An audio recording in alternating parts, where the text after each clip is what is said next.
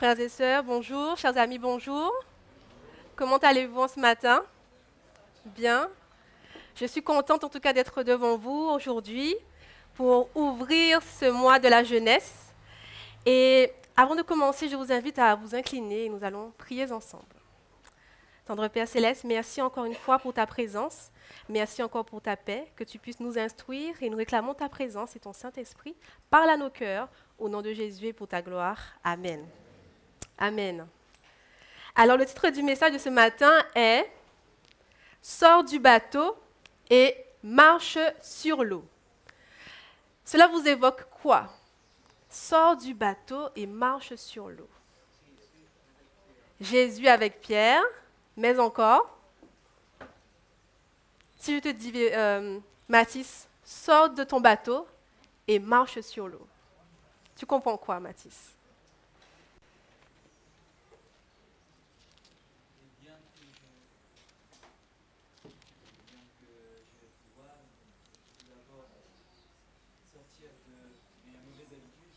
OK. Alors, il a dit que je dois sortir de mes mauvaises habitudes et entamer une nouvelle vie. Êtes-vous d'accord avec lui? Oui? Ça peut être ça également. Effectivement, et c'est ce qu'on va voir ensemble. Donc, je serai l'interprète de Katerina Châteauneuf.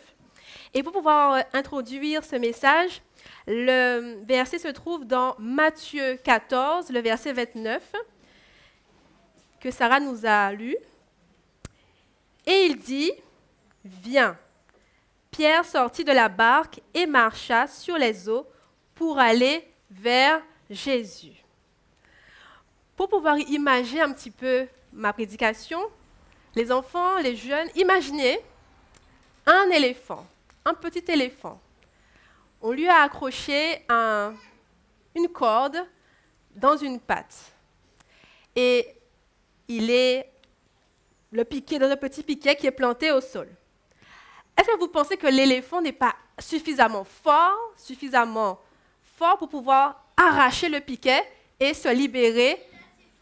Oui, il est assez fort. Mais pourquoi est-ce qu'il ne le fait pas? Parce qu'il est trop petit, dit Ilan. Il va serrer sa patte encore plus. Quelqu'un d'autre? Oui.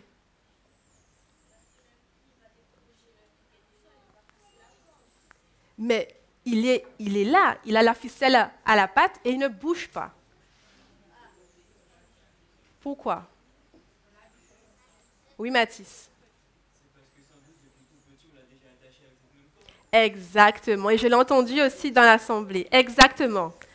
Parce que depuis qu'il était bébé, on l'a attaché avec une corde à ce même piquet. À l'époque, il était encore beaucoup trop faible pour s'en échapper. Et après plusieurs essais infructueux, il a fini par accepter l'idée qu'il était prisonnier et captif d'une prison invisible. Et vous savez, aujourd'hui, il est grand, il est fort, il est encore plus fort et encore plus grand, mais il ne tente même plus de s'en libérer. Et c'est ce que vivent beaucoup de jeunes, beaucoup d'adultes aussi. Nous avons un potentiel immense, nous avons une puissance que Dieu nous donne, mais nous restons attachés à nos pensées limitantes. Nous restons attachés aux limitations que la vie, que les peurs, que les échecs nous ont imposées. Êtes-vous d'accord avec cela? Oui, et moi aussi. Et toi, qu'est-ce qui te retient encore de ta prison invisible? Qu'est-ce qui t'empêche d'être ce jeune homme, cette jeune femme, cet adulte, cet homme, cette femme que Dieu veut? Qu'est-ce qui t'enchaîne encore? Est-ce que c'est la peur d'échouer? Je me dis, ah non, moi je suis trop... J'ai passé les études, je ne peux pas reprendre mes études, je ne vais pas y arriver. On se dit, j'ai peur de démarrer un nouveau projet, est-ce que ça va marcher? Est-ce que je me lance? Est-ce que je ne me lance pas? Est-ce que c'est la peur du regard des autres? Ah, mais si mes copains voient que je suis adventiste, peut-être qu'ils vont se moquer de moi, peut-être qu'ils ne vont plus me parler. Qu'est-ce que les collègues vont dire si je ne vais pas à leur fête? Est-ce que c'est le regard des autres qui nous retiennent? Est-ce que c'est les blessures du passé? On se dit, ah non, moi j'ai vécu trop de choses dans mon enfance, je ne peux pas faire autrement que ça. La difficulté qu'on a aussi à pardonner aussi à l'autre, parce que oui, le pardon, ça libère.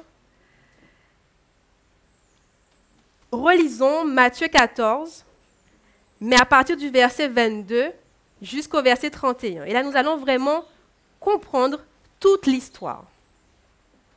Matthieu 14, verset 22. Ensuite, il obligea les disciples à monter dans la barque et à le précéder sur l'autre rive, pendant qu'il renvoyait les foules. Après les avoir renvoyés, il monta sur la montagne pour prier à l'écart, et le soir venu, il était là, comment? Seul. La barque était déjà à une distance de plusieurs stades de la terre, malmenée par les vagues, car le vent était contraire. À la 4e veille de la nuit, Jésus alla vers eux en marchant sur la mer. Quand les disciples le virent marcher sur la mer, comment était-il? Il fut troublé, et ils dirent, c'est un fantôme. Et dans leur crainte, ils poussèrent des cris. Je pense, qui aurait fait pareil? Oui, Véronique, dis-moi. Toi aussi, Lan? Oui. Ils poussèrent des cris. Et Jésus leur dit aussitôt, rassurez-vous, c'est moi, n'ayez pas peur. Pierre lui répondit, si c'est toi, ordonne-moi d'aller vers toi sur les eaux. Et il lui dit, viens. Pierre sortit de la barque et marcha sur les eaux pour aller vers Jésus. Mais en voyant que le vent était fort, que fit-il? Il eut peur.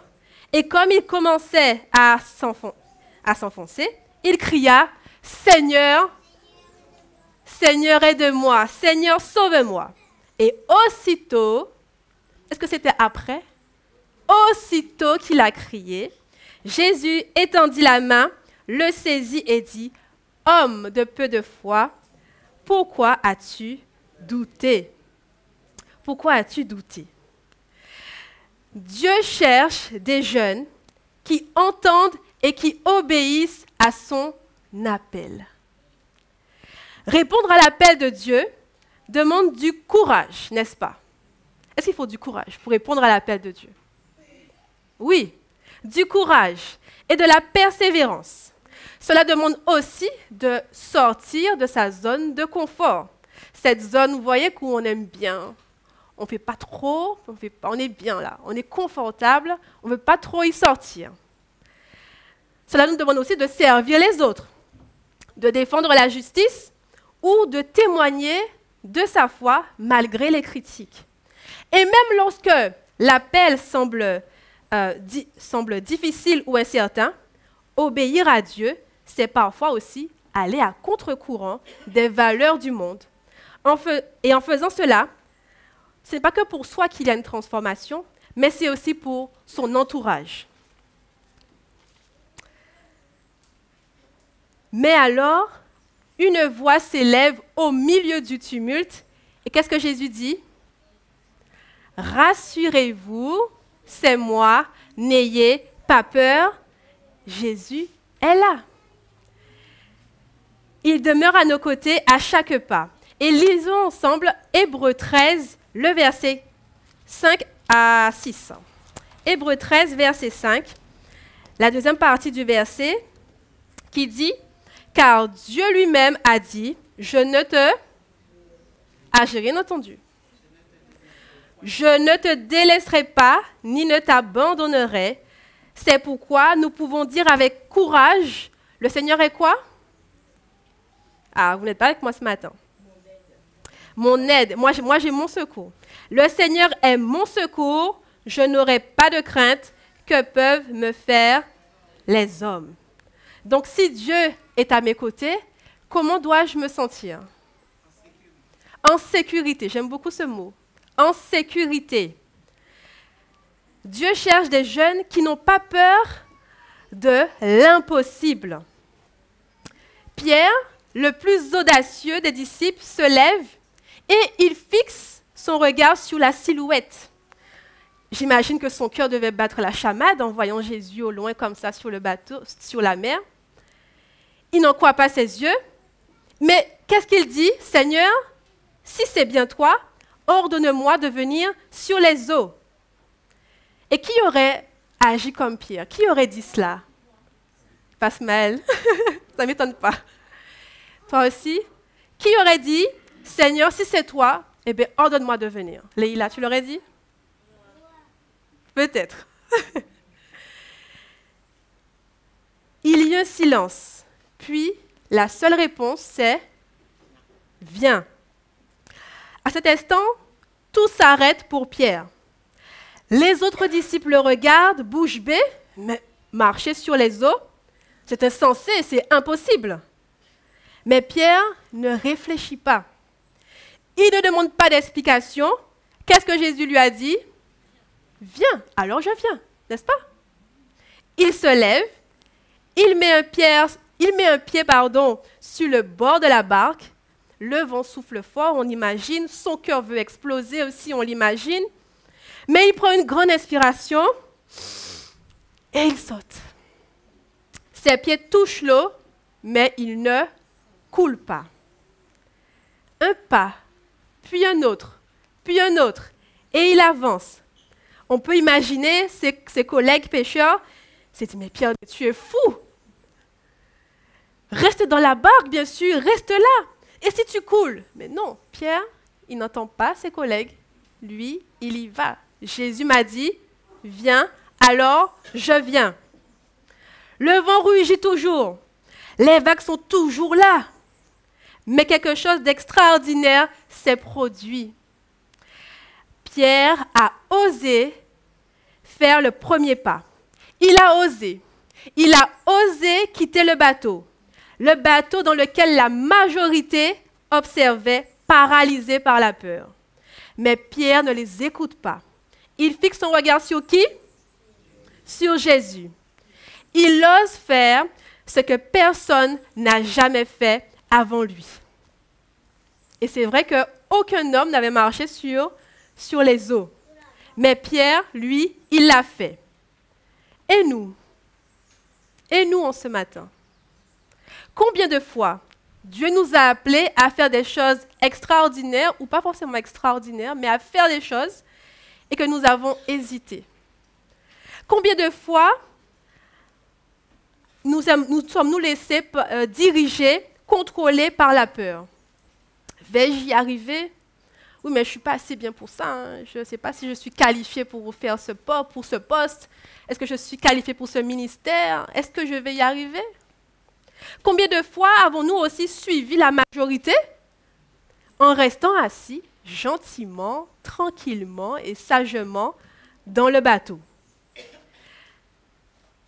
Mais Dieu, qu'est-ce qu'il cherche? Il cherche des jeunes, des hommes et des femmes qui obéissent sans attendre. Des hommes et des femmes qui obéissent sans se poser de questions. Si mon papa l'a dit, alors je peux lui faire confiance. Et à la question posée dans Ésaïe 6, verset 8, « Qui enverrai-je? Qui marchera pour moi ?» Que devons-nous dire? Je n'ai pas entendu. Plus fort? Me voici et envoie-moi. Pierre aurait pu dire, Seigneur, c'est impossible ce que tu me dis là. Mais au lieu de cela, il crut que si Jésus l'appelait, alors c'était possible. Et si Dieu le dit, alors c'est possible. Lisons 1 Jean 2, verset 14. 1 Jean 2, le verset 14. Qui dit ceci. Je vous ai écrit, jeunes enfants, parce que vous avez connu le Père. Je vous ai écrit, Père, parce que vous avez connu celui qui est dès le commencement. Je vous ai écrit, jeunes gens, parce que vous êtes forts, et que la parole de Dieu demeure en vous, et que vous avez vaincu le malin. Est-ce que Dieu a l'habitude de nous mentir? J'ai pas entendu. Non, Dieu ne ment pas. Donc, si sa parole dit, je vous écris, jeunes gens, parce que vous êtes comment? Parce que vous êtes forts, et parce que la parole de Dieu demeure où? Demeure en nous. Et parce que vous avez vaincu le malin. Alors, si papa le dit, alors c'est C'est vrai. Là où d'autres voient une impossibilité, Dieu, lui, il voit une opportunité. Une opportunité de manifester sa puissance en toi, de manifester sa puissance en moi, en nous. Et je voudrais vous partager mon expérience, un témoignage. Je pense que cela pourra fortifier chacun. Dieu m'a permis de travailler à la banque en 2018 et c'était vraiment une opportunité. Après mon bac ES, j'ai fait un BTS MUC, Management des unités commerciales, et ensuite j'ai voulu faire autre chose. Je suis allée à la mission locale. Là, on me propose une opportunité de travailler pendant 1 mois à la banque. Je ne nommais pas la banque, à la banque, pour pouvoir accompagner des personnes âgées sur les distributeurs automatiques. J'ai dit, ah ben pourquoi pas, saisissons l'opportunité. Moi, j'aime bien saisir les opportunités, alors j'y vais.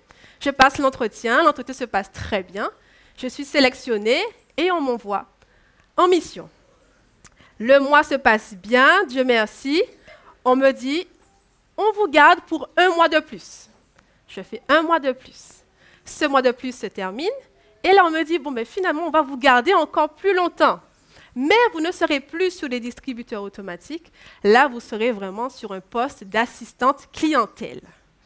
OK, d'accord. J'accepte la mission. Donc, du coup, là, donc, du coup, on me forme, on m'explique un petit peu le métier, en quoi cela consiste, ce que j'aurai à faire et tout ça. Je me montre assidue, stressée, je le reconnais, stressée, mais j'y vais quand même. Donc, du coup, j'apprends bien, je prends même un petit carnet, je note tout ce qu'on me dit, je le note pour ne pas avoir à déranger mes collègues. Ah, j'apprends à utiliser le logiciel, cliquer 2 fois sur tel truc pour aller sur tel fichier. Je suis très assidue dans ce que je fais. Dieu merci, cela se passe bien, les clients m'apprécient, moi j'aime beaucoup ce que je fais, je suis très investie. Et finalement, le temps passe, et là on me propose de faire des formations qui sont normalement réservées à des conseillers. Je passe des formations, on me permet d'avoir des validations qui me permettent de souscrire à des contrats. Je dis, waouh, Seigneur mon Dieu, merci pour l'opportunité. On me confie des responsabilités qui sont réservées normalement à de plus hautes fonctions, que je ne peux pas dire sur la chair, mais je dis gloire à l'Éternel parce que c'est une confiance, c'est une belle confiance qu'on me fait d'avoir accès à cet arrière-cours, si je puis dire ça comme ça. Et par la grâce de Dieu, qui l'aurait cru? Un BTS, je saisis une opportunité et voilà que je reste pratiquement presque 2 ans au sein de cette banque. Amen. Et j'avais même aussi une possibilité d'un CDI, mais il y a eu la contrainte du samedi. Est-ce que vous vous rendez compte? Donc je dis gloire à Dieu pour cela. Donc chers jeunes, n'ayez pas peur. Saisissez toutes les opportunités qui se trouvent devant vous. Ne dites pas, oui, mais je ne suis pas qualifiée, est-ce que je pourrais y arriver? Vous allez apprendre. Vous allez apprendre. Et chaque jour, lorsque j'y allais, je remettais la journée entre les mains de Dieu, parce qu'on gère les comptes des clients quand même, il ne faut pas faire n'importe quoi. Et Dieu m'accompagnait jour après jour. Mes collègues savaient que j'étais aussi adventiste, donc je n'ai pas me permettre de parler un petit peu. Mais j'ai vraiment vu la main de Dieu parce que cela nous a permis aussi, à mon époux et à moi, de financer notre mariage à ce moment-là également. Donc j'ai dit gloire à Dieu. Dieu cherche des jeunes qui gardent leur regard sur Jésus. Matthieu 14, verset 30. On retourne à Matthieu 14. Et au verset 30, « Mais en voyant que le vent était fort, il eut peur. Et comme il commençait à s'enfoncer, il s'écria, « Seigneur, sauve-moi. » Aïe, aïe, aïe. Que se passe-t-il? Tout allait bien normalement. Il était sur l'eau, il avançait un pas après l'autre. Et là, tout à coup, que se passe-t-il? Il s'enfonce. Et pourquoi ce changement de situation? Qui peut me répondre? Alors, j'ai entendu, il doute. Quelqu'un d'autre? Il a perdu Jésus de vue. Quelqu'un d'autre? Il a regardé en arrière. Effectivement, c'est tout cela. Comment? Il a eu trop confiance en lui et pas assez en Dieu. C'est ça.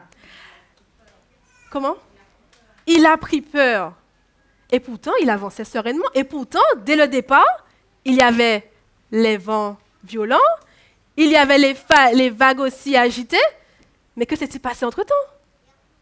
Il a pris peur, il a détourné son regard de Jésus. Oui, le problème, le défi de Pierre n'a pas été de sortir du bateau, mais de détourner son regard de Jésus. Quand il fixait Jésus, il marchait sur l'eau.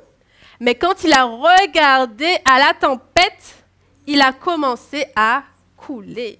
Ah là là! Entrer dans le plan de Dieu ne nous dispense pas de tempête. Il peut y avoir un magnifique soleil, mais il peut aussi y avoir quelques nuages, quelques orages même. Alors à ce moment-là, est-ce que nous fixerons nos regards sur ces défis, sur ces agitations autour de nous, ou est-ce que nous allons fixer nos regards sur Jésus? Sur Jésus. Mais très souvent, il nous arrive de nous regarder autour de nous, parce qu'on voit des montagnes, on voit des défis, on se dit, mais waouh, je ne m'attendais pas à cela.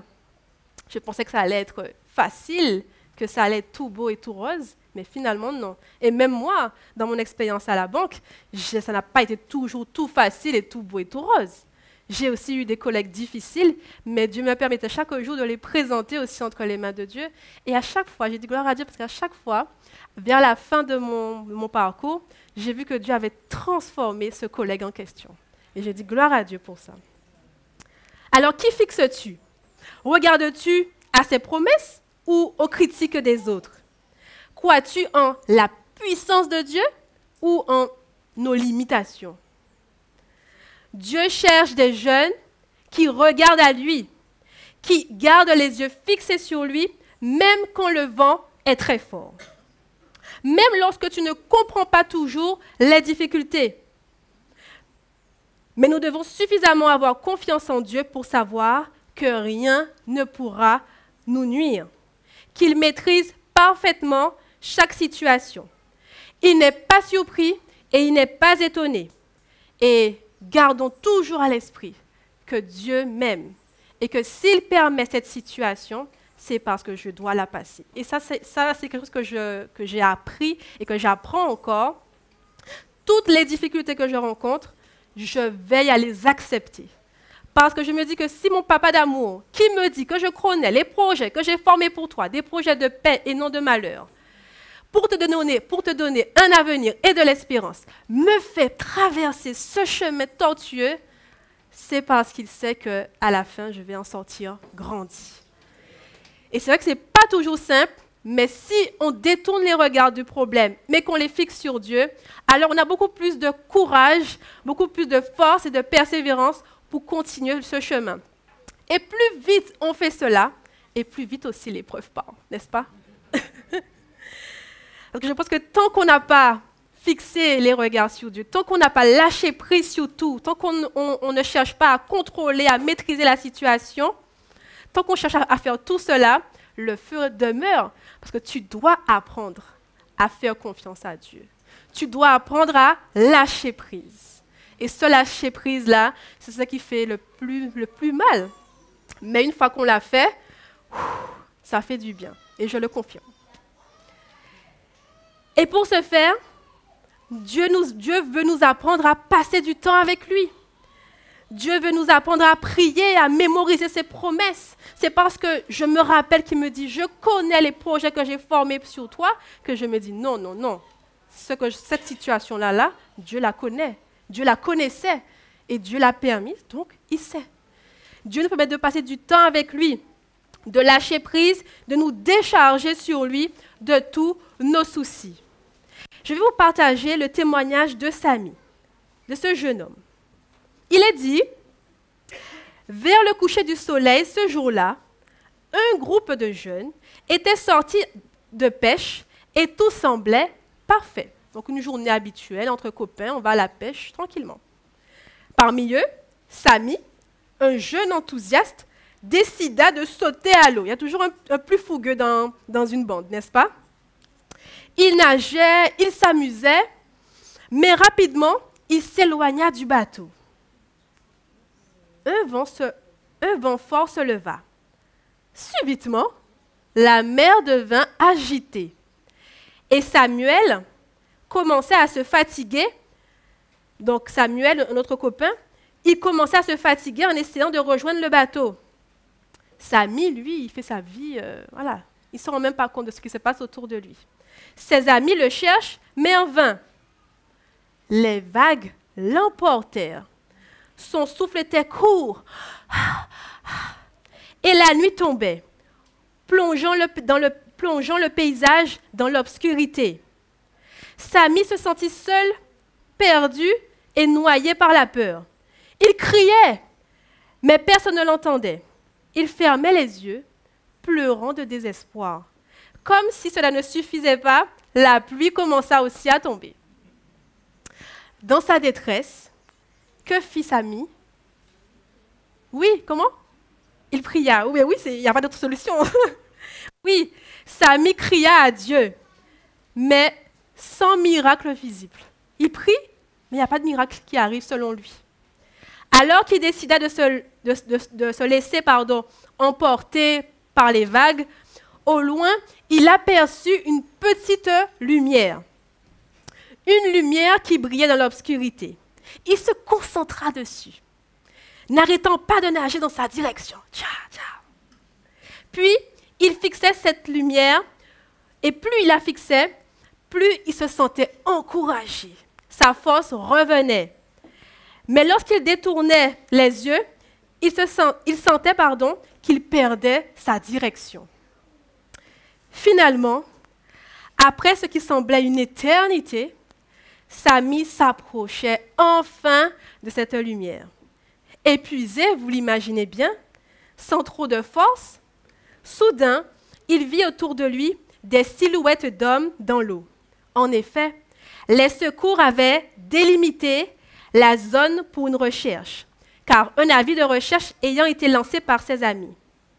Samy fut repêché et mis sur le bateau. Il fut sauvé. Il avait survécu parce qu'il était resté concentré sur les vagues. Sur quoi? Sur sa force? Ah oui. Il est resté concentré sur la lumière qui fut son seul espoir. Et comme Samy, peut-être que les tempêtes de la vie, peu importe les tempêtes de la vie, concentre-toi sur Dieu. Lui seul peut te guider sur un chemin sans faille, bien plus fiable que n'importe quelle application de navigation. Amen.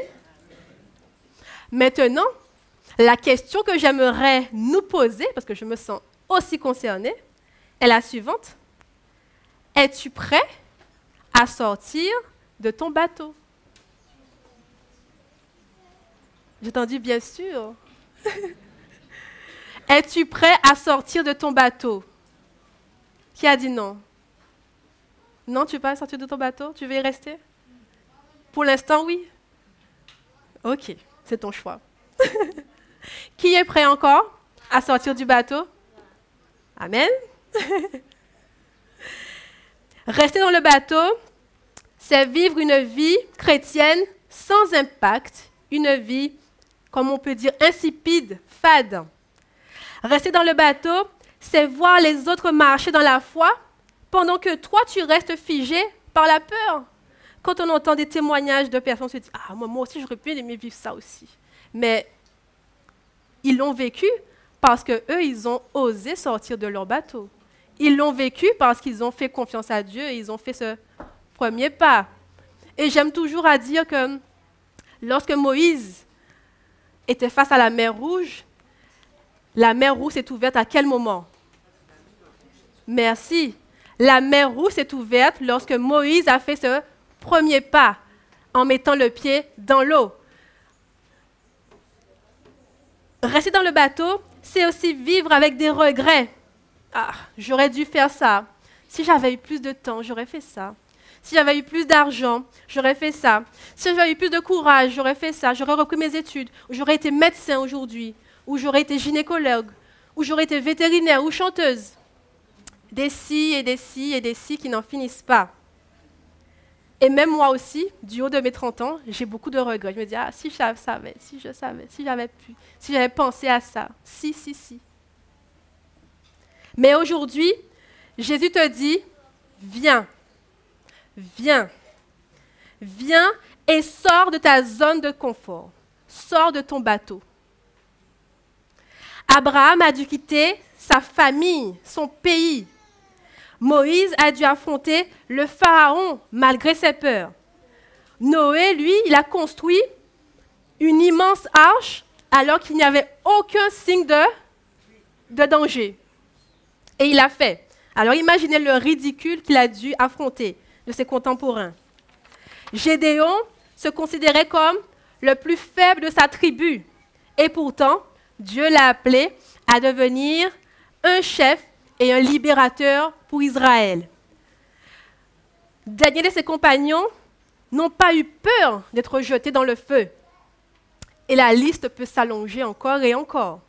Malgré leurs craintes, malgré les limites ou les circonstances, ils ont choisi, ces hommes et ces femmes, qui sont tout aussi comme nous d'ailleurs, ont choisi d'avancer, d'entreprendre sans même savoir où mettre les pieds, transformant leur peur ainsi en courage et les inquiétudes en foi. Viens et marche sous les eaux de la peur, sous les eaux du doute, sous les eaux de l'addiction, sous les eaux du traumatisme, sous les eaux de la mauvaise estime de soi, sous les eaux de la critique, du ras-le-bol aussi, sous les eaux du non-pardon. Viens et marche par la foi, et marche surtout dans la foi. Le monde a besoin de jeunes qui osent marcher sur l'eau. Lisez avec moi 2 Corinthiens 5, le verset 7. 2 Corinthiens 5, le verset 7, qui dit « En sorte que vous devez bien plutôt lui pardonner. » Alors, est-ce que je me suis... Non, 5, pardon. Je suis à 2 Corinthiens 2. Il y a un problème. 2 Corinthiens 5, verset 7. « Car nous marchons, dites-moi, par la foi et non par la vue. C'est là que la vraie vie commence, que les miracles se produisent, que les promesses se réalisent pleinement, mais que surtout, que l'on grandit spirituellement. Car nous sommes appelés à grandir. Nous sommes ces petites plantes qui doivent grandir, ces arbres qui doivent ensuite porter du fruit. Donc, oui. En conclusion, nous avons été créés pour l'extraordinaire. Le croyez-vous? Ah, moi, je ne crois pas trop. Hein. Nous avons été créés pour l'extraordinaire, n'est-ce pas? Amen, oui. Ce que tu dois retenir, Dieu ne cherche pas des jeunes parfaits, mais il cherche des jeunes obéissants. Dieu ne cherche pas des jeunes talentueux, mais plus des jeunes talentueux qui lui font confiance. Dieu ne cherche pas des jeunes qui restent sur le bateau du confort, mais des jeunes qui osent marcher sur l'eau. Si Dieu me pousse dans cette direction, il sait pourquoi. Et voyons Dieu comme ce saut en parachute. Jésus, c'est le parachute. Donc on saute, le parachute s'ouvre et on arrive à la terre tranquillement.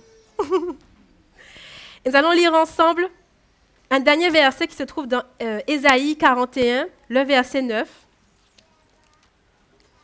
Ésaïe 41, le verset 9, qui dit « Tu es mon serviteur, je te choisis et ne te rejette pas. Sois comment ?» Verset 10. Merci. Sois sans crainte, car je suis avec toi. N'ouvre pas des yeux inquiets, car je suis ton Dieu. Je te fortifie, je viens à ton secours et je te soutiens de ma droite. Comment? Triomphant, de ma droite victorieuse. Que ces paroles puissent être vraiment gravées en chacun d'entre nous. Dieu nous dit qu'il nous choisit, qu'il est avec nous, qu'il demeure à nos côtés. Que nous n'avons pas à avoir des yeux, des regards inquiets. Ouais, qu'est-ce que je vais faire? Le mois est compliqué, le compte est rouge, comment je vais m'en sortir? On ne s'inquiète pas. Dieu a une solution. Dieu a un plan. Je viens à ton secours et je te soutiens de ma droite victorieuse. Dieu n'est pas un homme pour mentir. Donc ce qu'il dit, il le fait. Et peu importe le temps que ça va prendre, il l'a dit, alors il le fera. Es-tu prêt à dire oui à l'appel de Dieu aujourd'hui? Qui est prêt à dire oui à l'appel de Dieu aujourd'hui? Oui, Seigneur, je choisis, je décide de sortir de mon bateau sans savoir où je mets les pieds. Qui dit ça ce matin à Dieu? C'est timide, mais je pense que chacun pourra sonder son cœur. Peut-être que tu hésites encore, mais Jésus t'appelle. Peut-être que tu as peur de l'échec, mais Jésus tend déjà la main pour te relever si tu tombes. Si tu tombes, il va toujours te relever. Hein. Tu tombes, mais hop, il te relève.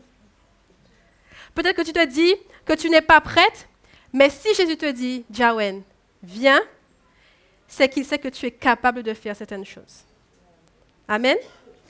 Et si aujourd'hui tu veux dire, Seigneur, je ne veux plus rester assis dans mon bateau. Je veux faire plus que ce que je fais aujourd'hui. Je veux faire encore plus. Je veux que tu te serves de moi. Je veux être un instrument utile entre tes mains. Alors, je vous invite à vous lever avec moi. Et je demanderai à Sarah de faire cette prière pour nous, pour que Dieu puisse nous aider, nous accompagner à être des hommes, des femmes, des jeunes hommes et des jeunes filles audacieux, qui osent faire confiance à Dieu et qui placent leur confiance à Dieu, quelle que soit la tempête qu'ils trouveront ou qu'ils ont aussi actuellement devant eux. Amen. Alors tous ceux qui veulent dire à Dieu, Seigneur mon Dieu, je ne sais pas où je vais, mais je choisis de te faire confiance, alors accompagne-moi, qu'il se lève aujourd'hui pour l'Éternel.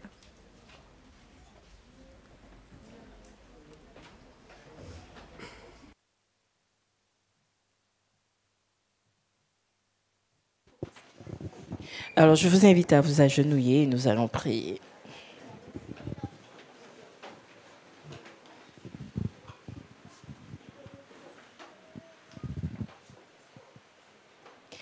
Éternel, notre Père, notre Dieu, en ce matin, tu nous rappelles que nous devons sortir de notre zone de confort, mais nous ne devons pas avoir peur, car Seigneur, tu nous as choisis pour une mission particulière et tu nous as fait cette promesse d'être avec nous tous les jours jusqu'à la fin.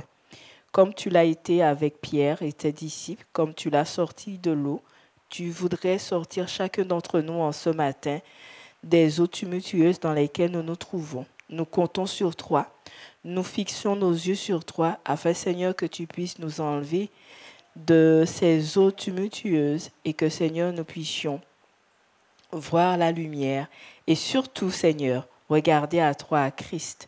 Aide-nous, Père, à passer du temps avec toi dans la prière, la méditation, afin que notre foi puisse grandir et que nous puissions surtout, Seigneur, agir non pas comme nous voulons, mais comme toi tu voudrais. Que nous puissions, Seigneur, nous détourner du mal et nous tourner vers toi, afin, Seigneur, que tu puisses nous aider à persévérer, quoi qu'il arrive, quoi qu'il advienne. Seigneur, les jours sont mauvais, nous sommes attirés par toutes sortes de choses, mais nous aimerions, au nom de Jésus, que tu brises en nous tout ce qui nous retienne de ce monde et que nous puissions garder nos yeux fixés sur les choses d'en haut. Ce n'est pas facile, mais nous comptons sur toi. Viens à notre secours, viens à notre aide et relève-nous au nom de Jésus et pour ta gloire. Amen.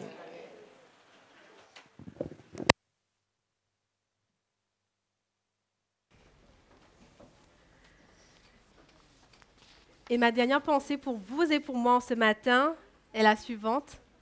Sors du bateau, marche sur l'eau et fais la différence. Amen. Amen. Et j'attends les témoignages. Hein?